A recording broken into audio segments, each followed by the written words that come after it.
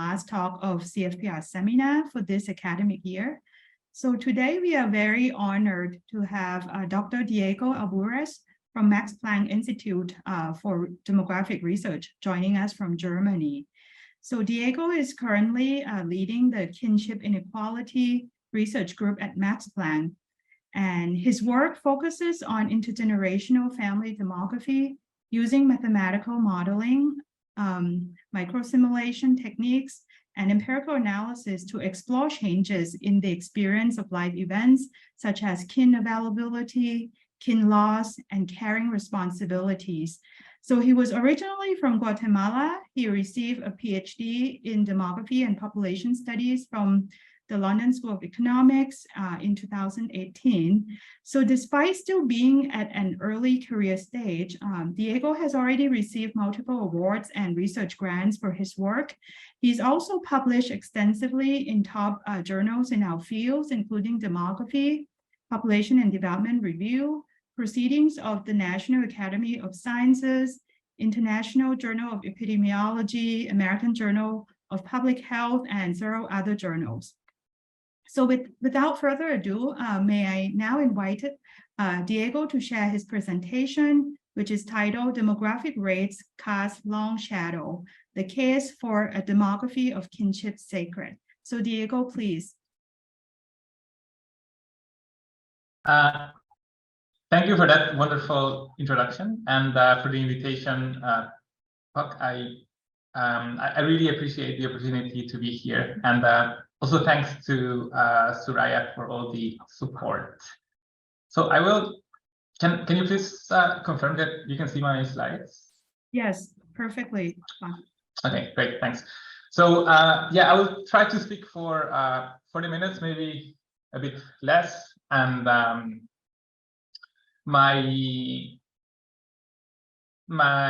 the objective of this presentation will be to introduce this idea of a demography of kinship, which is something that I know many people may not be familiar with because it's not really sort of in the mainstream of the discipline yet, but I believe that it has great potential and that we should kind of pay more attention to it. So in this talk, there are basically two parts of the talk. The first one introduces this idea of a demography of kinship, kind of what it is, how it relates to the methods and topics that demographers are interested in. And then in the second part of the talk, I will give an example of this. And this example will focus on sort of projections of kin availability. And I will present some preliminary results of this work. But first, I want to introduce the problem that I see, and which is not really a problem, but it's sort of an opportunity. And that is that in recent years, this subfield of kinship demography, which I will define shortly, has seen rapid advances in theoretical, methodological, and substantive terms. And I believe that this presents an opportunity to advance the discipline of demography as a whole. And especially because the role of kinship and wider family structures has had relatively low visibility in our field recently, which hasn't always been the case. So I want to start with some definitions. So what is kinship and how is it different from family? So the way that I understand the kinship is in that kinship refers to a set of social relationships that bind individuals together through culturally shared definitions of relatedness, which may be on a biological, legal, or other normative ground. And ultimately, the collection of these kinship ties form family systems. And that is slightly different from family because family, the way I understand it, is a more narrow group of kin that we give special privilege and which fulfill certain functions, such as organizing the provision of support, of socialization, and the social placement of its members. So there is a big overlap between the two definitions of kinship and family, but the way I understand it, kinship is wider than family. So why does kinship matter for human societies and for us as social scientists? Well, it fulfills a number of important functions, such as the role of socialization, of organizing protection, and providing sustenance to members of a given population. It is also the context that enables the exercise of solidarity between generations, right? In order for there to be intergenerational exchanges of money, of time, emotional support, there need to exist some sort of kinship structure. So they enable those exchanges. And kinship is also a source of social structure. It's one of the fundamental ways in which societies are organized. And it is, to a certain extent, universal. So we find some sort of kinship organization in different societies around the world, which is something that anthropologists have been very interested in over the years. It provides a source of identity. And there is an increasing literature that is focused on studying how it is that conditions experienced early on within the family have later life outcomes. So it also is like this stage in which the human life course is kind of shaped from the start. So now I get to the definition of kinship demography, which I understand as a subfield of the larger demographic discipline. And it is a subfield that studies family networks, their structures and dynamics from a demographic perspective and using demographic methods. I will try to clarify this a bit in the following slides. Like, what do I mean by a demographic perspective? What do I mean by demographic methods? And sort of how is it different from family demography? And I think a good starting point is formal demography. So formal demography is the mathematical study of populations, and or the study of the mathematical relationships that underlie the population dynamics. And it is sort of regarded by many as the core of demography. And out of this core, and it includes things like life tables, or like the distribution of how we summarize fertility, and these sort of like things that you would kind of learn in an introductory course to demography. Some of these basic relationships, like the balancing equation and this sort of thing. So I think this is a good place to start because it's sort of the center of the discipline. So what does formal demography tell us about kinship? So we know that all humans are born at some point. We know that all humans die. And we also know that all humans are embedded in some form of kinship structure when they are born. Even though no particular family configuration is universal or stable over time within a given culture, it remains a fact that kinship structures are universal demographic characteristics that exist in all populations. So why would we want to study kinship networks? So this is a summary of sort of a conceptual framework in which, let's say, we start with a kinship network. And these kinship networks we can study in terms of its structure or in terms of its function, right? If we study a kinship network in terms of its structure, then we may be interested in things like the degree to which individuals have access to kin, the degree to individuals lose kin over the life course, how kin is distributed geographically, the degree to which members of different generations overlap, so grandparents, grandchildren, and parents. And we can also be interested in the role that these structures play. You know, how is it that resources are actually exchanged within kinship networks between generations or across the same generations? How it is that, for example, the geographic spread of kin may affect the decision to migrate. So these kinship networks have ramifications for individuals, for families, and for populations. And these ramifications in turn feed into the demographic factors, social demographic factors that produce the networks, right? So for example, they may affect the demographic dynamics or the norms that define what is a family, who is kin, how households are composed, socioeconomic inequality. And this sort of goes back then to the kinship networks, which have a structure and a function, and we go around in a loop, right? So this is sort of one way of thinking why kinship networks matter. And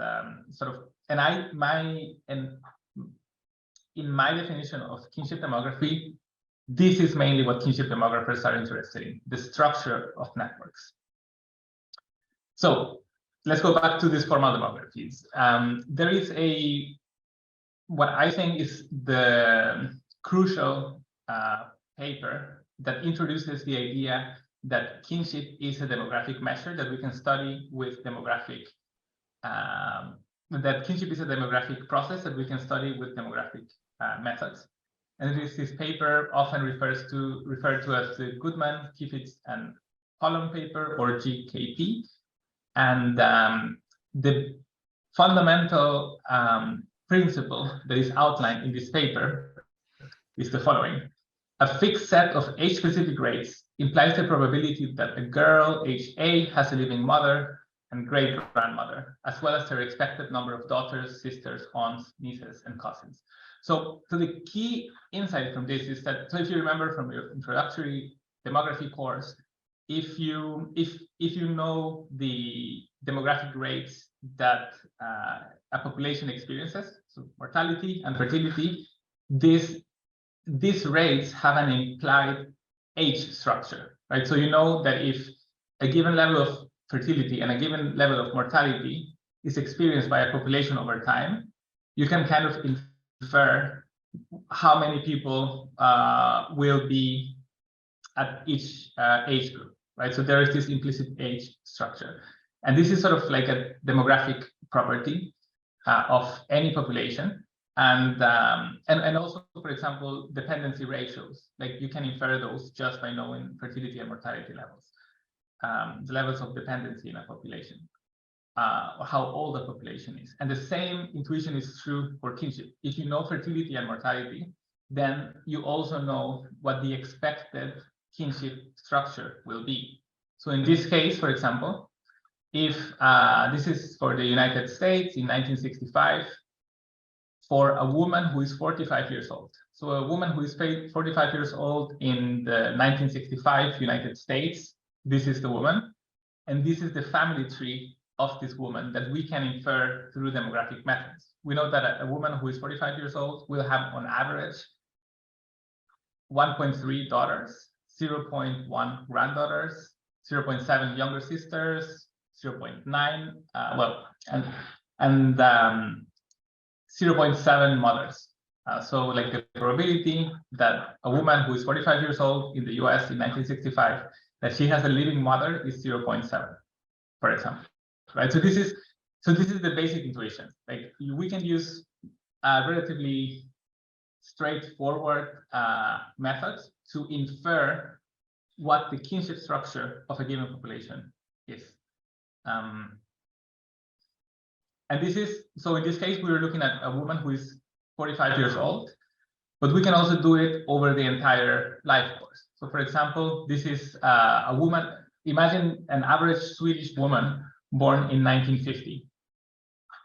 And this is the number of living relatives that she would have over her life. Right? So it starts when she is born, she has a number of, well, the colors are not so easy to distinguish here, but sort of a number of mothers, a number of grandmothers, a number of cousins, siblings, etc. And then total number of kin. So in this case, let's say like 5 living kin, this is only women. And then the family size changes across the life course of the woman. So this is the life course of this average person. As she grows older, she maybe loses some grandmothers, but she wins some children. And then at later life, she gets some granddaughters and so on, right? So we can kind of get this kinship structure just from knowing the demographic rates in a population. This graph is produced with demographic methods, as I mentioned, but we can also get something similar, in this case using register data that comes from Sweden. Same interpretation. This is sort of the age of a person in 2017, and this is the mean number of kin that this person has across her life. Right? So an average person who in 2017 was 42 years old has on average, I don't know, 4 uncles and aunts. And then we can, of course, compare these empirical estimates with the estimates that we get from our models to see how well they perform. So this is the basic idea, and I think this is the end of this first part of the talk. And just to sum up, what the key points of this first part is, first, I make the case that kinship matters for individuals and societies, and kinship is not restricted to the household, right? We're used to studying relatives who live in the same household as the person that we're interested in, but people who are also outside, like wider extended family networks, they also matter. First point. Second point, kinship is a demographic universal. Everybody is born into some sort of kinship structure. And the third point is that there are these implicit kinship structures in the population that we can study using demographic methods.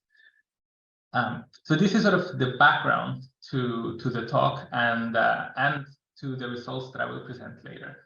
So I don't know if it's clear. I don't know. Do we take? I would be happy to take some questions now if there are some. Otherwise, we can leave them for the end.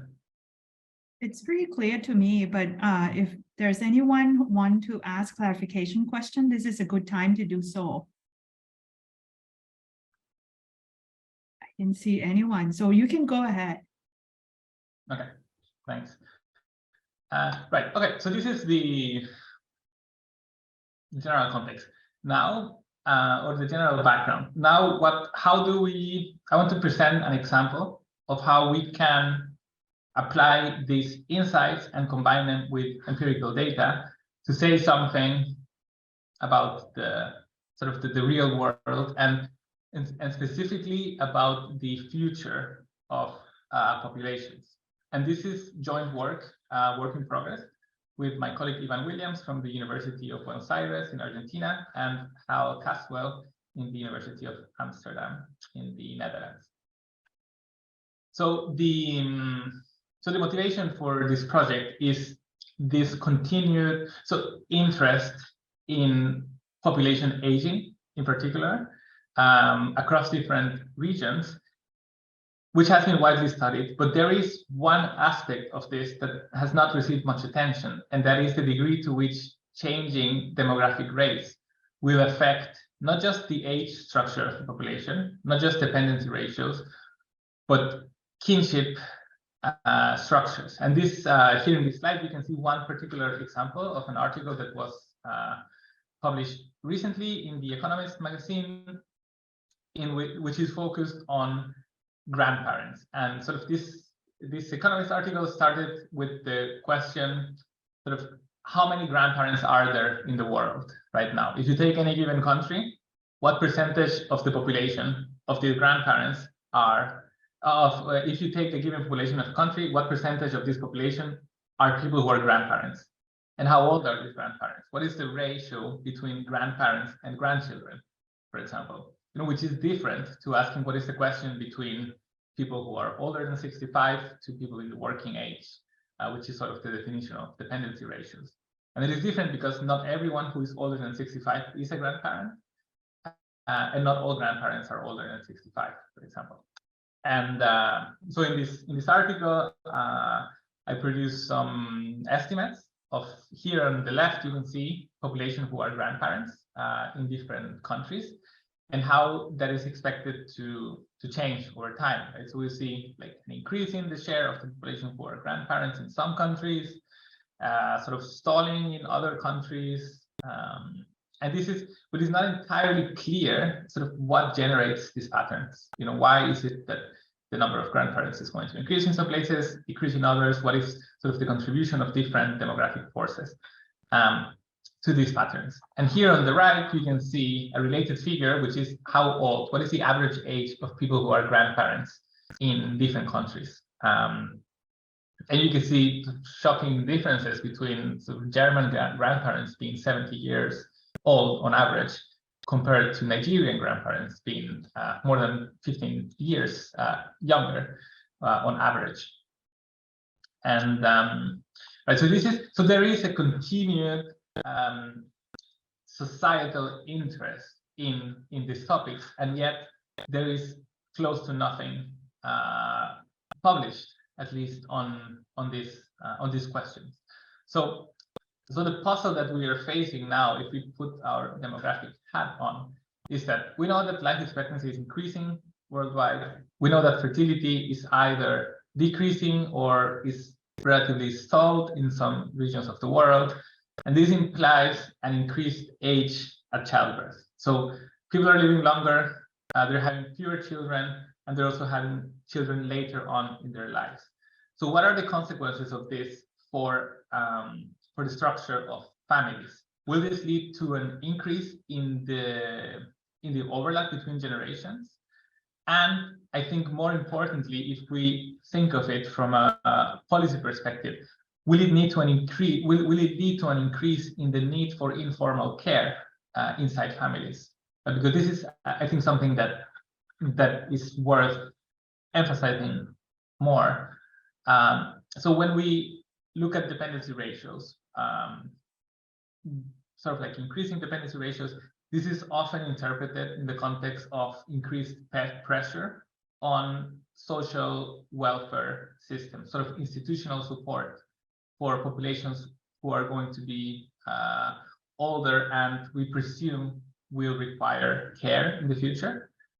And these needs are supposed to be met by public transfers, right? So transfers from contributions that people in working age have made, and which will then be transferred to these people who are retired and need care. So this is formal care, but in many parts of the world, family members continue being a key source of informal care and informal support for relatives, and sort of understanding how it is that the projected demographic change will affect these kinship structures in the future can tell us something about the need for informal care in the future. So with this in mind, we started this research project in which what we aim to do is to project structures of kinship for all countries in the world, or most countries in the world. And we do this for the period from 1950 to 2100, right? So 1950 to 2021, we have, let's say, empirical estimates of kinship structure, but starting 2021, we rely on projections. And I will say more about this in a bit. And we discuss the implications that this may have, as I mentioned.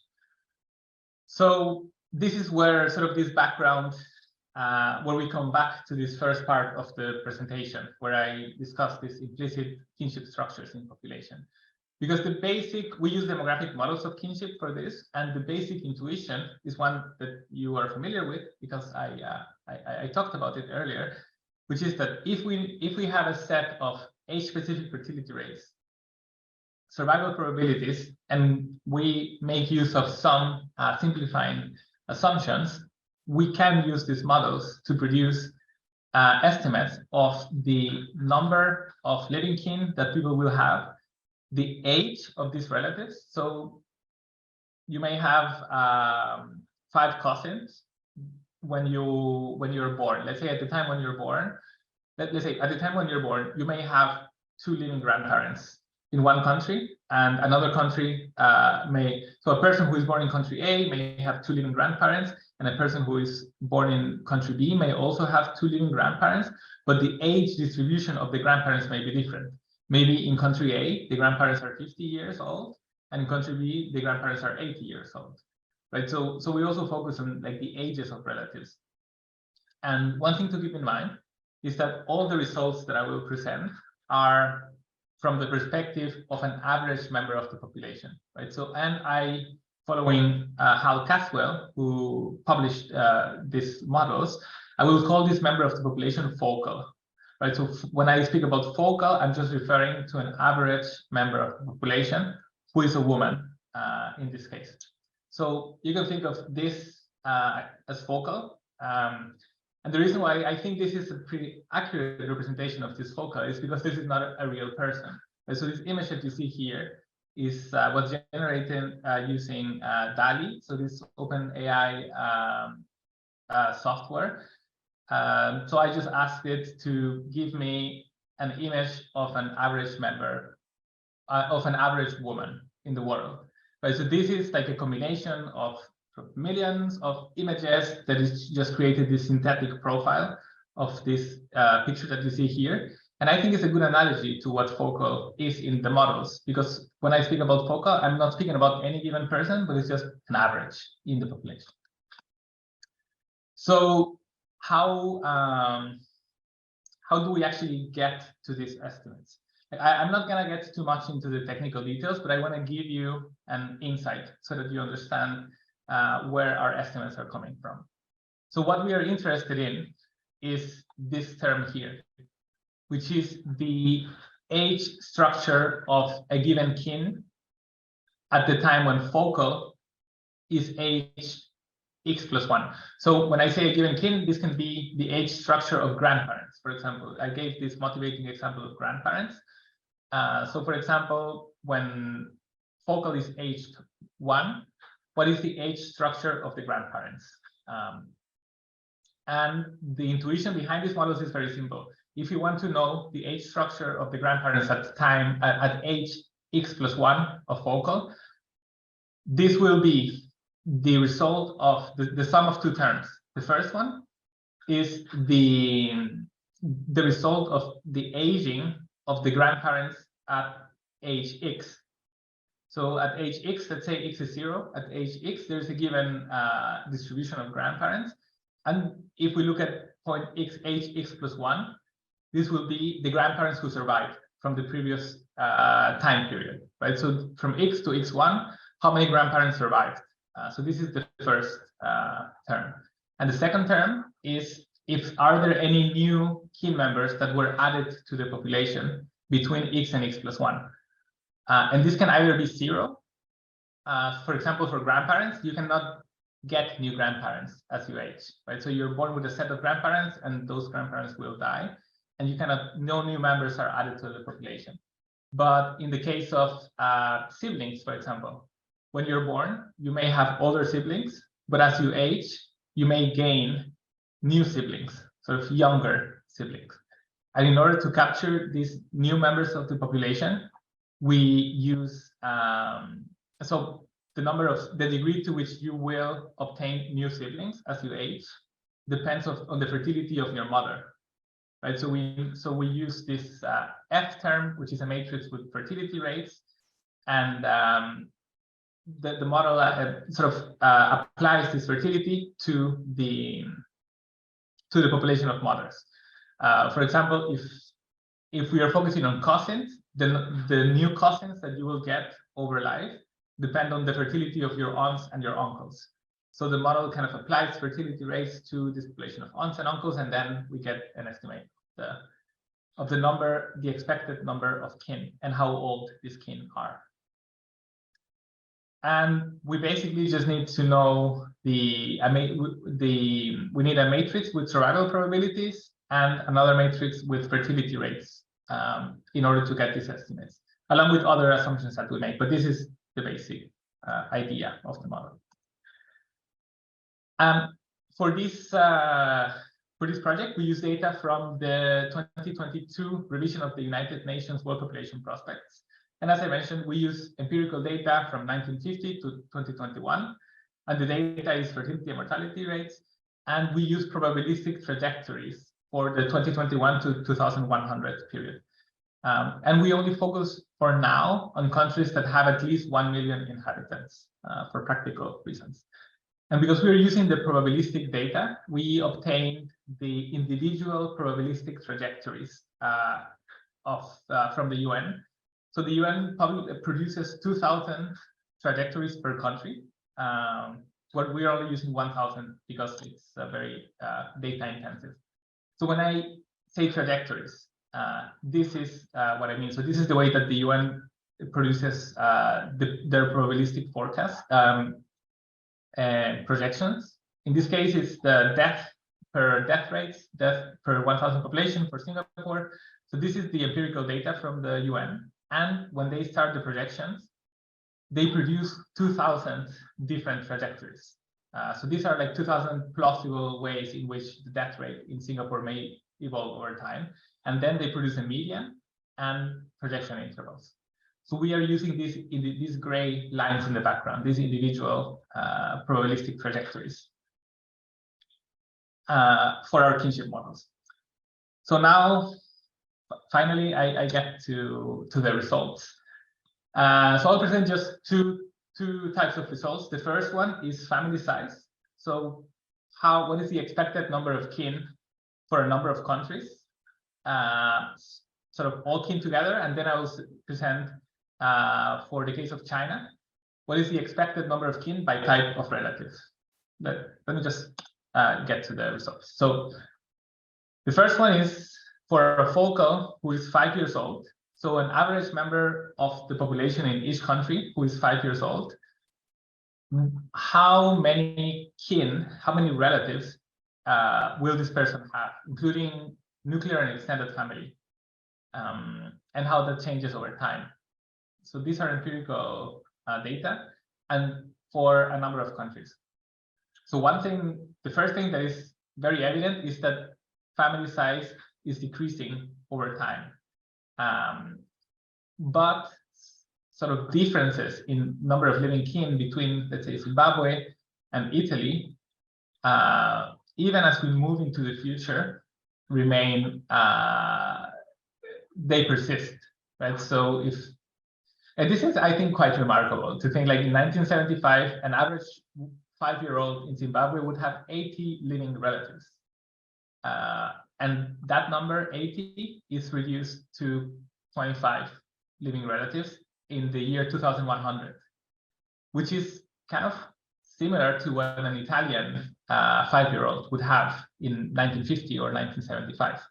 The case of China, of course, is striking. So this very rapid decline in family size, and sort of starting from here, from 2021, we start the probabilistic trajectories, right? So there are 1,000 possible kinship structures for each country, and the black line shows the median, and then the red lines, or the red areas here, show the sort of 80% projection interval.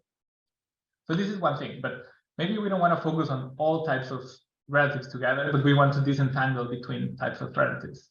So this is for China, and there are two panels. The panel on the left is for a newborn, and you can just ignore this inset. So this one is the focal age 65 is supposed to be here on the right. It's just zooming in of this square. So here is for a newborn at different points in time, the number of relatives that this person would have in each year. So we see that cousins who up until 1980 were the more numerous type of relative will actually decline considerably. So if a newborn in China in 1960 has 15 cousins, the number of cousins that this person will have in the year 2080 will only be 4. Right, so this is a pretty dramatic reduction, and the more common type of relative that a person will have will be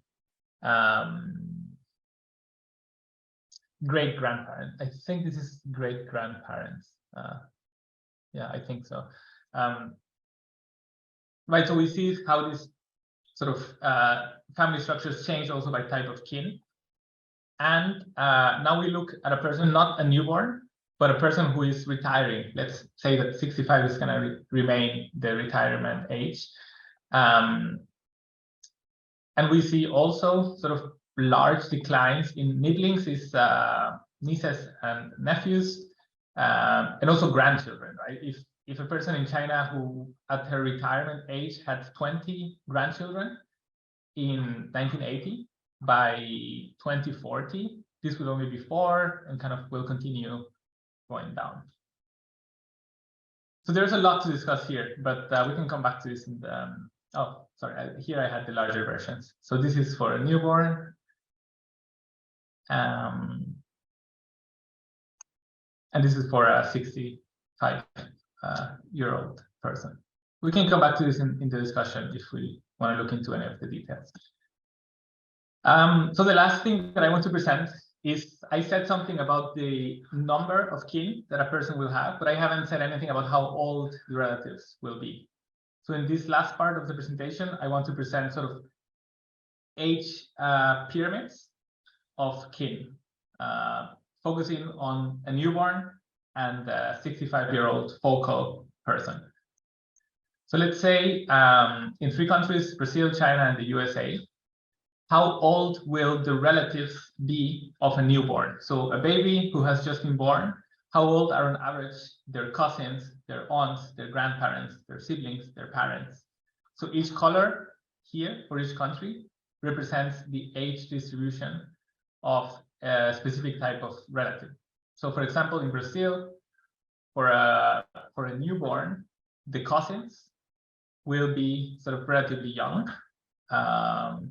whereas the great grandparents, for this purple line, they will be relatively old. And here you can compare across countries and also over time. This is 2021, and in 2100, the great grandparents will be considerably older in each country, and there will be fewer cousins, and there will be,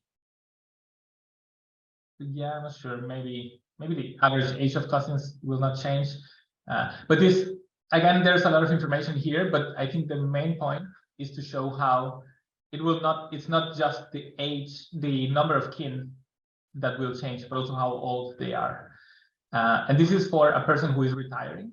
So a 65-year-old woman, what is the age distribution of their relatives? And I'll just leave this here for a second. The type of kin are different, of course. So there are no longer any grandparents or great grandparents, but there are parents, there are great grandchildren, grandchildren, offspring.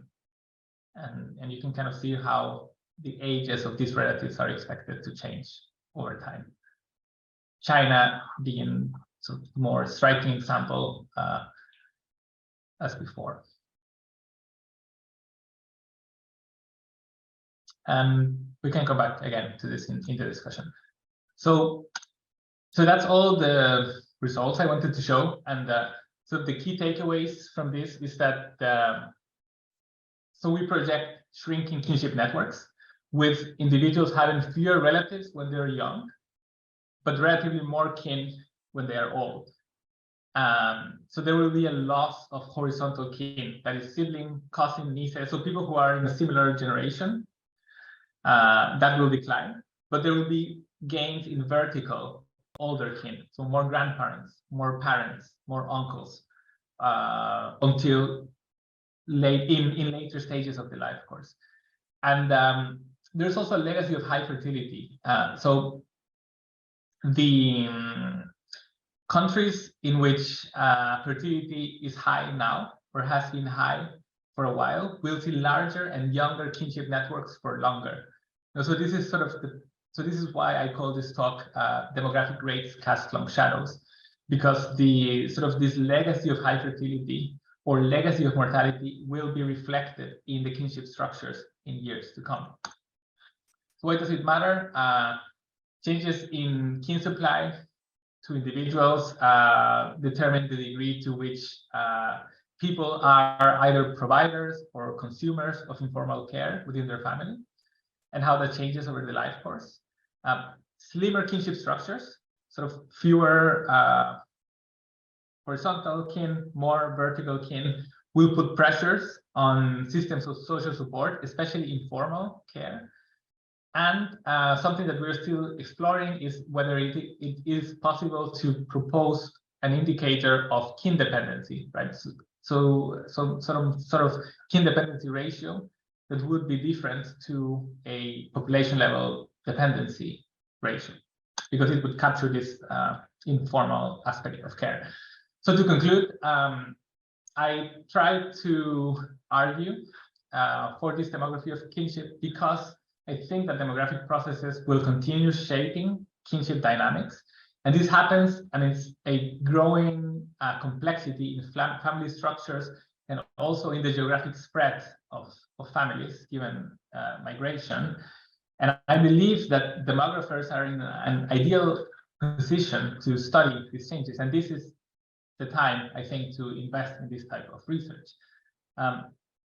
Before finishing, I would just like to say that if you are interested in this research, we at the Max Planck, we have been working on a number of applications. In this case, these are two packages in R that we use for producing this type of results like the one I presented. So, for example, the projections of kin were done in the demo kin package, which applies matrix kinship models to demographic rates.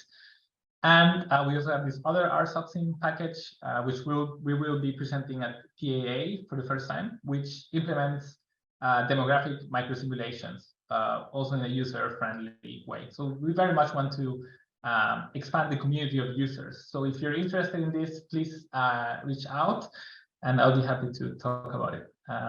Thank you again for your attention, and I look forward to your questions and comments. Thank you. I mean, I really enjoyed it and fascinated by the work that you're doing. So let's see if anyone have questions. So we have a small group here, so feel free to ask any questions.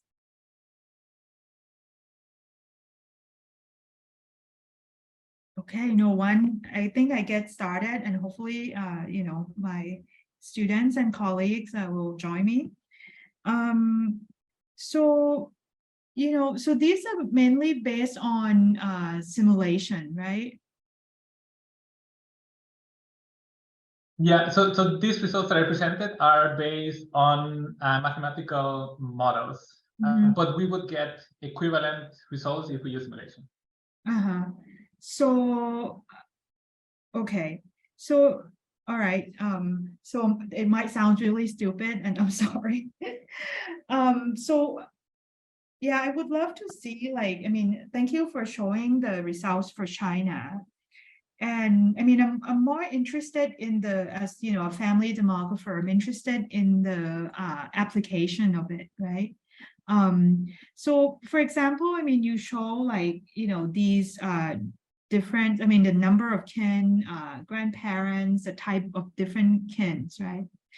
Do you, I mean, I know like, but you know, I'm not anthropologist, but you know, like in my work, like, you know, it's not just about kinship, but you know, the kinship system also matters. Like, you know, not all grandparents are equal, right? So it depends on if you are in a matrilineal system or patrilineal system or bilateral kinship system. Would your model can sort of sensitive to these kind of things and how to interpret these? Yeah, that's a great question. And I think the short answer is that the models, like being demographic models, they are sort of not concerned with these differences. So our intuition is that if there is a level of mortality and there is a level of fertility, we can get at the structures of biological kin, right? So we know that this is the number of people who, if we made a genealogical tree, they would be the grandparents. These are the siblings. Sort of the meaning that different societies ascribe to these individuals. You know, if you are in a matrilineal or in a patrilineal society, the degree to which grandparents are expected to take care of grandchildren, like that all depends on the context. And we want to present the big picture. And I think then it would be up to either follow-up studies that focus on specific countries, which take into account the rules and sort of the norms around kinship, to explore how it is that kinship actually is translated into exchanges, for example. So we just provide the structure. This is sort of the denominator. And then maybe you can use surveys to see the degree to which there are actually exchanges and things, and add more content to this. But we're operating at a very high level now because we want to make it sort of very broad for many countries for a lot of time periods, and then we can add detail later on. I think that's kind of how I see it. Okay, thank you. Let's see if some other people have questions. Xin-Yi, please ask your question. Thank you. Can you hear me? Yes. Okay. Thank you for this very fascinating talk. It's something I first see, and it's really fascinating. So I have a question regarding if it is possible for us to see any gender dimensions of this kinship demography, because it would be really interesting, for example, to understand in the future the gender distribution of the grandparents, for instance, like in China, or the gender distribution of the grandchildren of older adults in China, because there are a lot of gender conflicts going on in China now. So it would be very interesting if we can understand this kinship demography from like a sociological perspective. Yeah, so that's my question. Yeah, thanks, Xin-Yi. I think you're right that adding a gender dimension is very interesting. We can do it.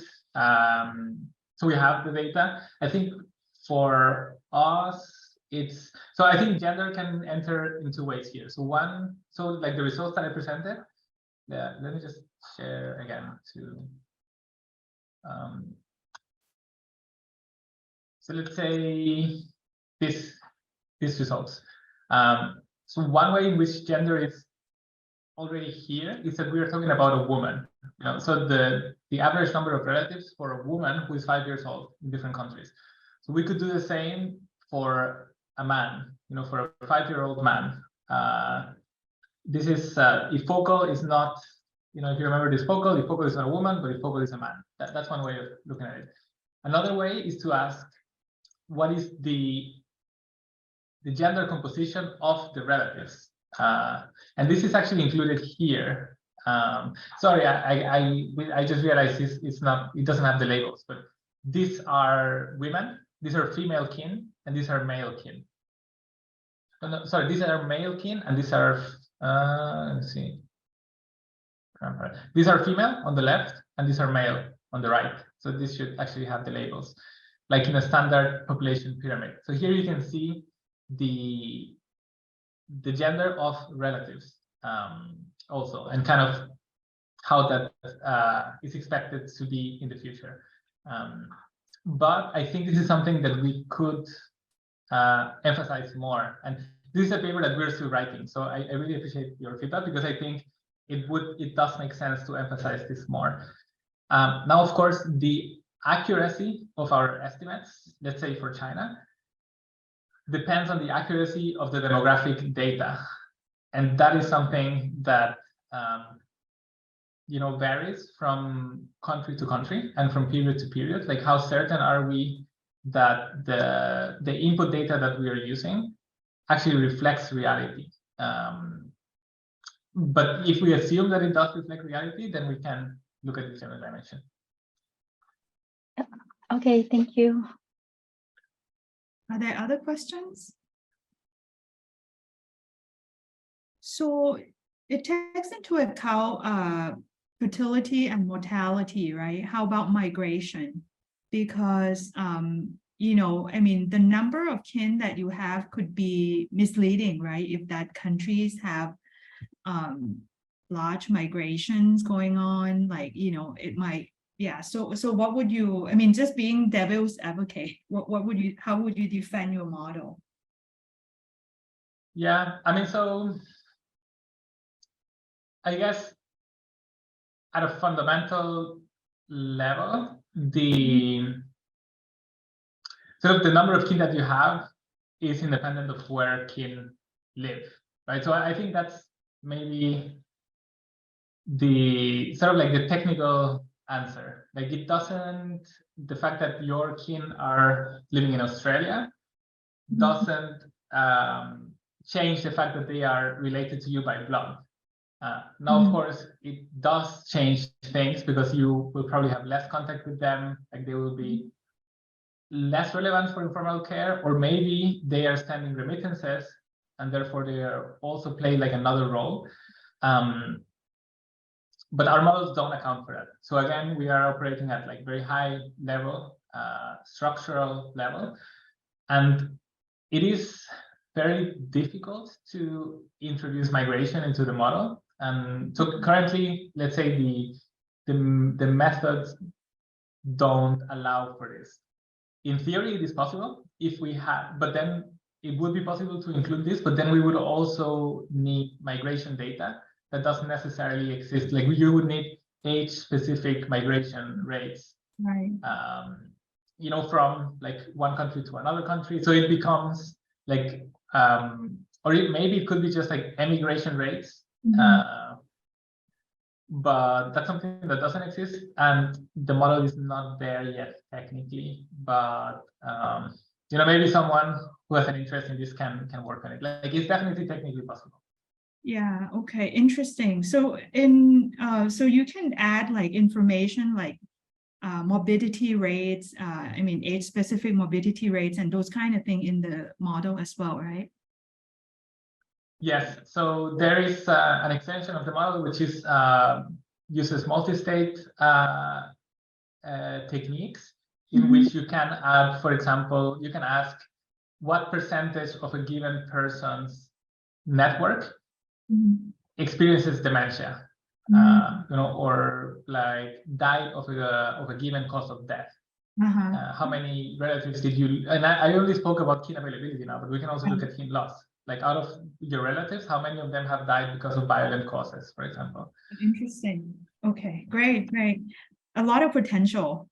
I saw Dahe raise her hand, so may I invite Dahe to ask question, please? Okay. Can you hear me?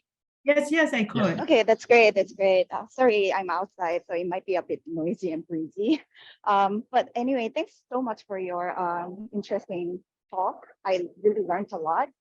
And as a person who doesn't really know much about like this kinship demography, I just wanted to understand the intuition of kinship demography.